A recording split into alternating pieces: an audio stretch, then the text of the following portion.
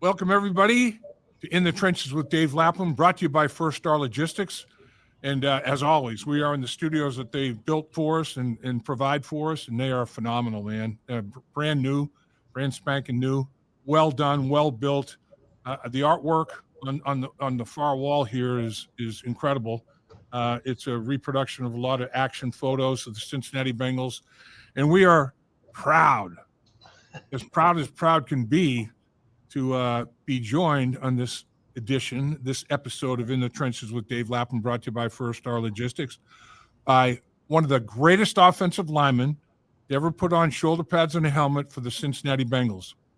This gentleman was outstanding in terms of athletic ability, football IQ, raw intelligence, just one of the smartest guys I know, football, whatever the heck you want to talk about. Koz can talk about anything. And talk about it well. I mean, he's well read, well researched. But man, I mean, there was no fooling Bruce Kozerski. I mean, defensive coaches, defensive coordinators, man, they knew that they had their hands full trying to game plan against Koz because he was a step ahead of them. He saw it before it happened. Made the right calls all the time for his fellow offensive linemen, and I know his teammates really appreciate what he did for them in that regard, helping them become great players, fulfill their dream, play to the level of performance that they felt they could play at, because Koz had it handled, man. No question about it. And he joins us right now. Now Koz is actually teaching and coaching young men over in Northern Kentucky. And what's that like, Koz? I mean, it's kind of like full circle. I mean, you had great coaches, high school, college, and the NFL. Jim McNally, one of your offensive line coaches in the National Football League. Bengal fans know all about his greatness. Now that you're helping, it's kind of come full circle, and now you're passing down your knowledge, and it's extensive. It's men's knowledge, football wise, to the young players over there in Northern Kentucky. What does that feel like for you, Koz? When you get out of football after 22 years of playing. You know two things. You know football, and you know whatever you went to college for. I went to college for mechanical engineering, and I was in the NFL for 12 years, so that ruined my mechanical engineering work. But I didn't forget any of that material. And when I was asked to help start a football program at Holy Cross, I jumped at the opportunity. Because obviously I know an awful lot about football and how to play the game and the scheming, and I was happy to do that. And then a year later, they asked me to join the classroom. It was probably the scariest moment of my life, standing in front of a bunch of teenagers trying to teach them math. And but I've gotten used to it. I enjoy it, and I enjoy their sometimes smiling faces every day. Sometimes they don't come in smiling, and hopefully I can make them smile a little bit. Koz, what's it like to start a football program at a school, and then in a very few years win a state championship? Are you kidding me? Koz, that's unbelievable, man. That is one hell of an accomplishment. I mean, that is like gold star on your forehead over that one. I mean, the odds of a new program that had to start from scratch, I mean, had nothing to do with football. How many years was it, Koz, when you won the state championship? It was the 12th year of the program. Unreal. We really had nothing. We practiced at a park down the road that had softball fields, the basketball courts, and a swimming pool, and we couldn't practice on any of that. We had to practice on the riverbank. Wow. So we spent the first week doing conditioning, running, trampling down the weeds because we had no way to cut the weeds off of the riverbank. Wow. And then spent the next few days walking with garbage cans and bags, picking up the broken glass and beer bottles that had floated on the riverbank, and then we were able to practice. We had a number of guys cut with broken glass and different things, but it worked out. And then after softball season over, or beer league softball was over, we were allowed to move up into the outfield grass and practice up there. That's amazing. It is. It's amazing. I mean, we took that park over shortly, about 3 or 4 years later, and rebuilt it. We put a football field, a practice field on the old riverbank. We had a soccer field, running track. We got it all down there now. It's just not turf. A lot of kids like turf, but it is what it is. It's what we have. Yeah, yeah. All right. So, what's it like to have alums come back to Holy Cross that played on your state championship team that in a short 12 years qualify, win games, qualify on a weekly basis, and prove themselves, and go to the state finals and win the darn thing? Those guys must have stories that are just lifelong, memories. And there's no question. And lifelong friends that they made and acquaintances that they made along the way. For you to be the guy that put it all together, that was the point person for that success, for them to have that accomplishment in their life, what does that mean to you? I think it's incredible. I've been in sports 52 years, in football for 52 years. Yep. And I wasn't that nervous playing in the Super Bowl. Honest to goodness. When you play the game, you go out there and you win some plays, you lose some plays.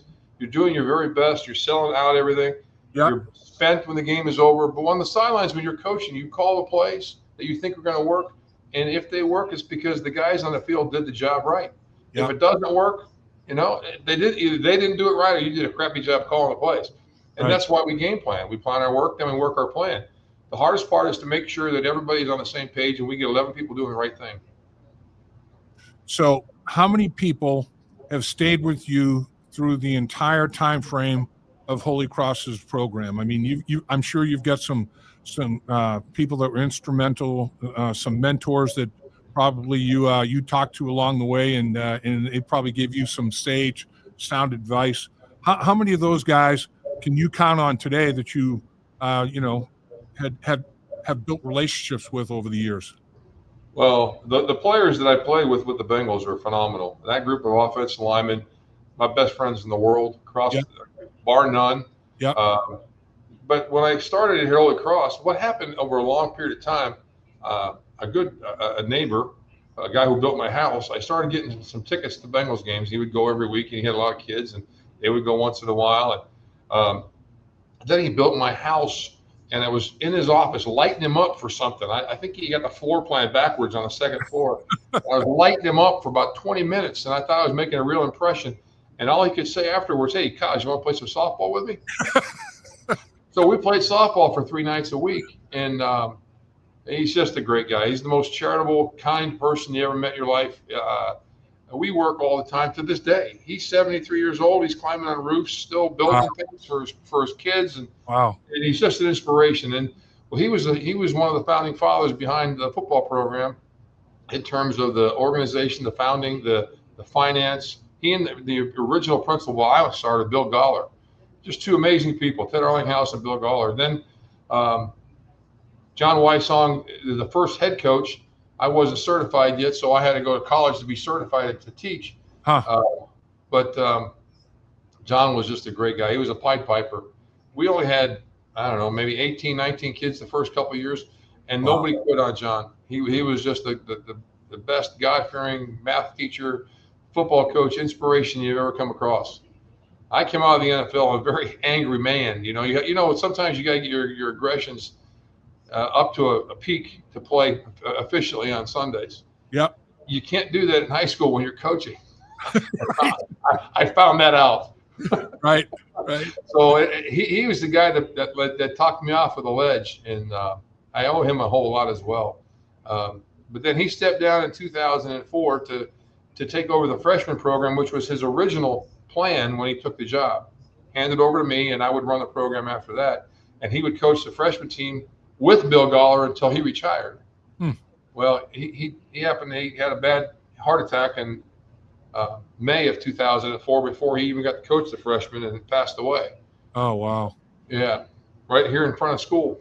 Wow, man. And, jeez. But his inspiration is everywhere, still in the school. The people that he taught, the people that he coached, will never forget that man. And so that's why I have a picture of him up on my wall up there, John Wysong.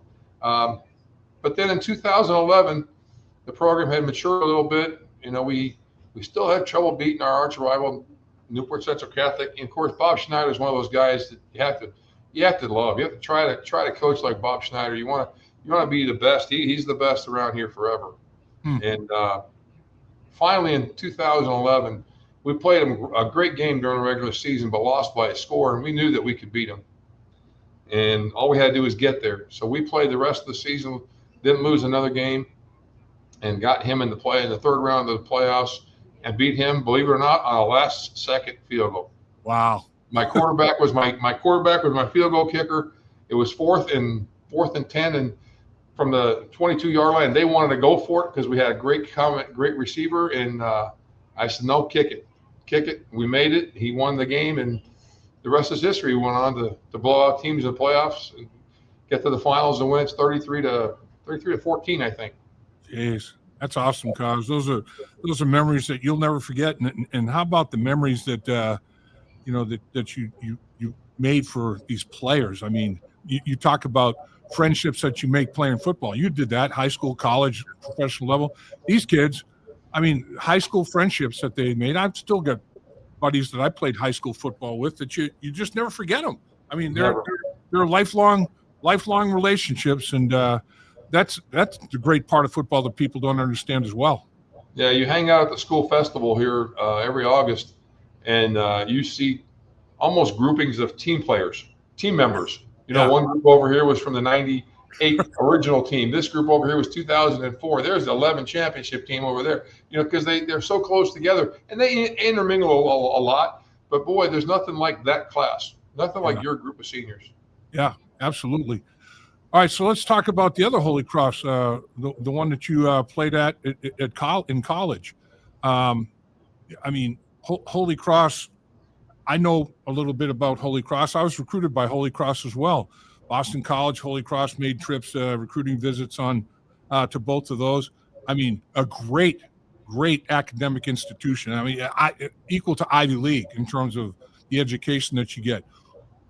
Now, you were what engineering? Is that what you majored in? I was mechanical engineering, but Holy Cross was a liberal arts school, so I had to decide to major in either math or physics at Holy Cross. At the same time, cross town, go to the engineering college, Worcester Polytech, and study mechanical engineering. So I decided to study physics at Holy Cross. I have a master's, I have a degree in physics, and I have a degree in mechanical engineering from Worcester Polytech.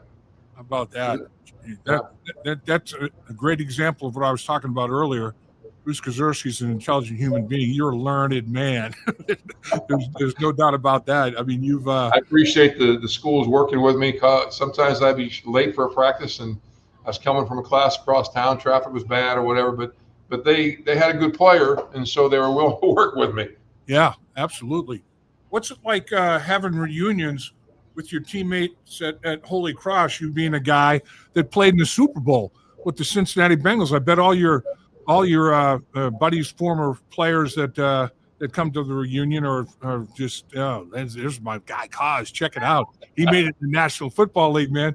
And other students, it's like Bruce Kozerski. Oh my gosh, yeah, this is the guy that played in the National Football League. We gotta go over and listen to him tell some stories about playing in the NFL. What are those reunions like for you? We just had our 40th reunion last summer, and it was fantastic. I was only up because of coaching. You're coaching all winter and fall. They have the reunions right during your coaching period, so I'm never able to get up there. The one time I was inducted, I was put into the Ring of Fame up on the stadium. I couldn't make it when they inducted everybody else. Wow. I had to wait 2 weeks to go up on my bye week. I flew up there, watched them beat Harvard, and had a great time and enjoyed the heck out of it. And I got a separate ceremony at halftime. It was really nice to see everybody. But like I said, the 40th reunion was just fantastic. So many people, players, non-players. My wife also graduated from Holy Cross, so it was fun for her to see a lot of the people that she had known very well. What was best major at Holy Cross? She was the math sociology double major as well. Really? Man. Yeah. I'll tell you what. No wonder. Today, though, I got her math degree. See, I had college and physics in high school. She didn't have any of that, so it was all new. So that's actually how we met. Is I helped tutor her math and physics so that she could pass the classes. Wow, she married her tutor. Unbelievable. I'll tell you what, though. No wonder your kids are so smart, Koz. Shoot, you two guys have, like men's IQs for crying out loud. Well, I went to college and got a wife too. That's the other thing about it. I know. How about that? I mean, that's you can't ask for more than that. You talk about life. Sometimes when you're playing in the league, it's tough to meet people. You know what I'm saying? I hear you. Life-changing experiences for sure. Absolutely. All right, so let's talk a little bit about the this year's edition of the Cincinnati Bengals, the 2025 Cincinnati Bengals. Start out 2-0, not lighting it up, not playing the kind of football that they felt like they could get to, but playing well enough to win. I mean, that's all you need to do is play well enough to win a football game. But they were, still trying to work on some things, improve in some areas, get some things going. Not anywhere near as dominant as they really wanted to be in any phase, offense, defense, or special teams. Then they lose Joe Burrow, and they kind of have to regroup a little bit and decide what kind of things fit Jake Browning better. What should we emphasize for Jake Browning that maybe we didn't necessarily emphasize with Joe Burrow? So you have to go through that whole thing, and you have to kind of a rebirth as such. And you have to reformulate and continue to grow in that regard. But still, here they are, 2-0. They lose the next two, and it kind of falls apart a little bit. I mean, it doesn't totally collapse, but it definitely they took some lumps. They took some hits. Now they're trying to come back, trying to figure it out and have the worm turn. It's got to turn quickly because you got the Detroit Lions. Are you kidding me? Dan Campbell, Jared Goff, these people, they can play football, and they play it at a very high level. Well, what do you see? What do you see for this week's game, Koz? Well, first of all, the NFL is a league where nobody apologizes for coming into town and beating you. They're going to come here, and they're going to try to whoop our backside and beat us into submission, which is what's happened the last couple of weeks. We got to find a way to match their physicality. We got to find a way to run the ball, move Jake around the pocket so he's more comfortable with. Instead of getting run over, he's got to be able to throw the ball. I know throwing the ball quick is good, but at some point you got to stretch the field, and you're going to have to buy time to get him down the field. Everybody's trying hard. They're doing their best, but they're getting beat. I don't know if it's their techniques, their fundamentals. I know we're getting an awful lot of pressure too quick. And I think Scott Peters has to be pulling his hair out right now. Right. Because he knows what he's talking about. For some reason, can't get it to show on the field. And he's got some really good players up front. And I don't quite understand why they're doing some of the things that they're doing, missing blocks, whiffing, falling off of blocks when they're supposed to stay on them.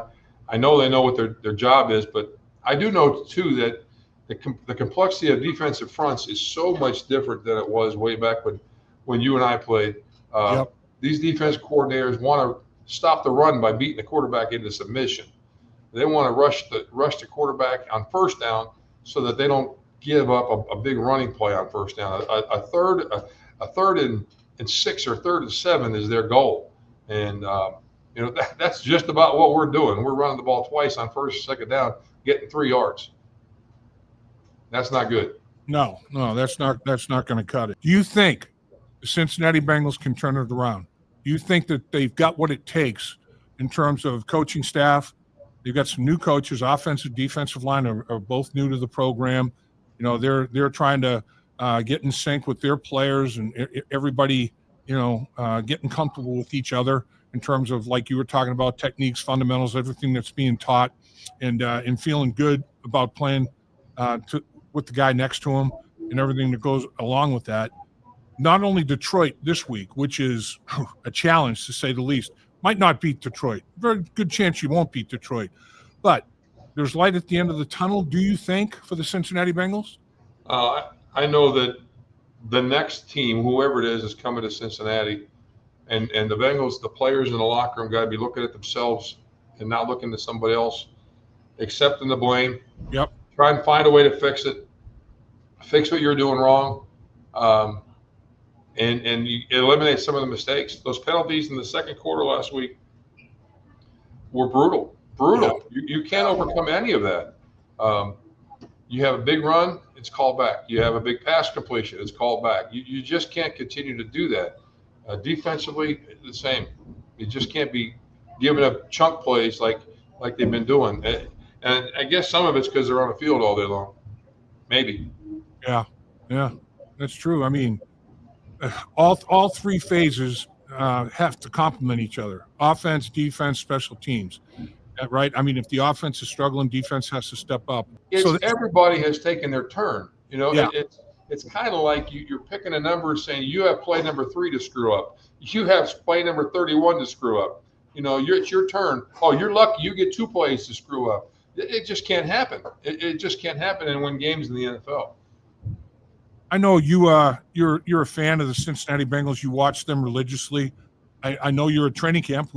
I was with you down there at training camp watching the offensive and defensive lines work. What do you think? Do you like the players? Do you like the personnel? Do you like the players and the coaches that the Bengals have in the trenches trying to get things done for them this season?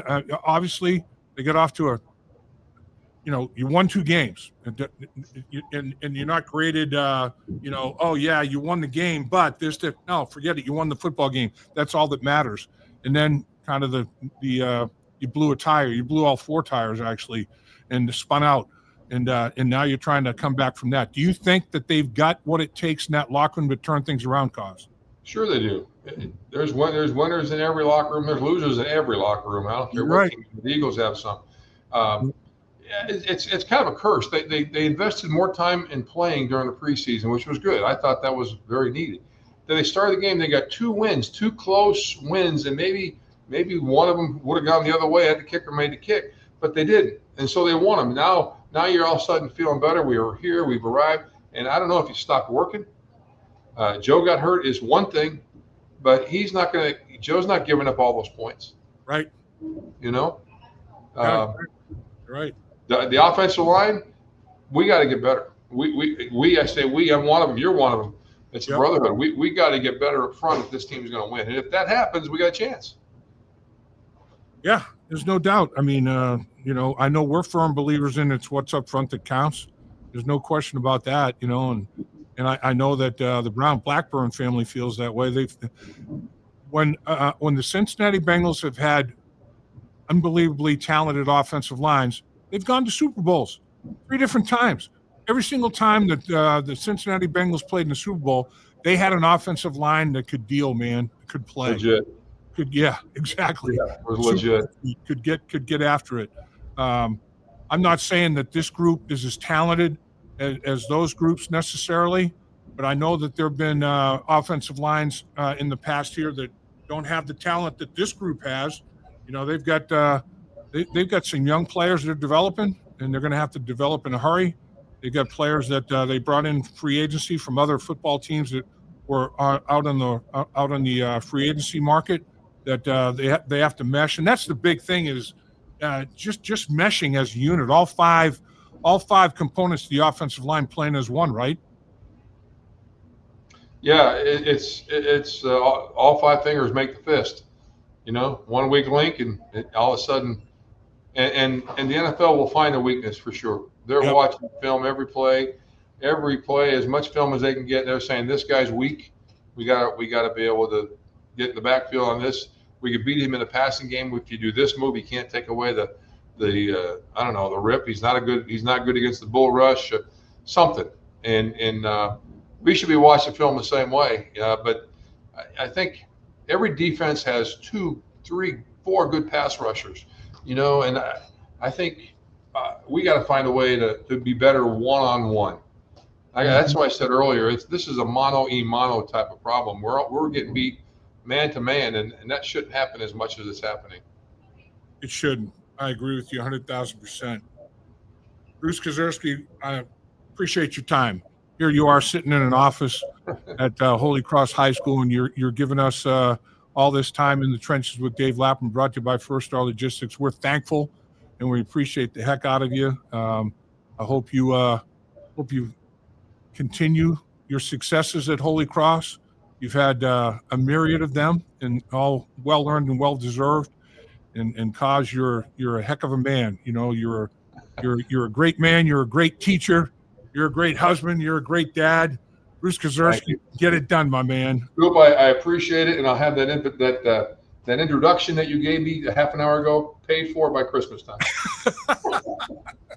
Have the best day you ever had, my man. Take care, dude. All right, Koz. See you, bro.